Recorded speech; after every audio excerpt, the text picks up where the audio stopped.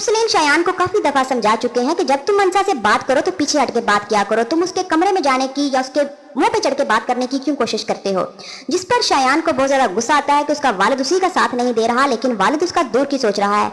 लेकिन शयान अपनी हरकतों से बाज नहीं आएगा। अब की बार जब वो अंसा के साथ लड़ाई करेगा तो जैसे ही देखेगा कि कोई नहीं है घर में, वो अंसा के कमरे में चला जाएगा और उसको हिरास करने की कोशिश करेगा।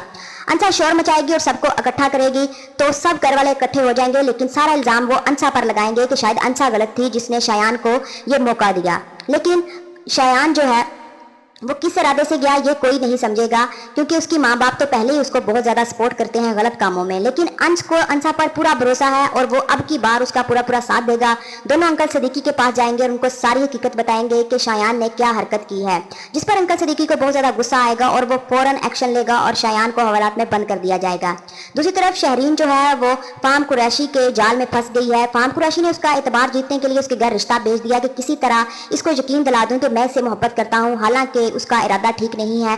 वो भी शहरीन को हिरासा करेगा जिस तरह उसका भाई जो है वो अंसा के साथ सलूक कर रहा है बाहर, फाहम कुरैशी वो शहरीन के साथ करेगा। तो दोनों मियाँ बीवी को समझ आ जाएगी कि उन्होंने अपने बेटे और बेटी को गलत कामों में सपोर्ट करके कितनी बड़ी गलती की है, क्योंकि दोनों जो है वो अपनी अपनी मुश्किलात का सामना कर रहे होंगे और मुरसलीन जो है वो तो शाजिया बेगम को ही डांटते हुए नजर आएंगे कि ये सब कुछ तुम्हारी वजह से ही हुआ है।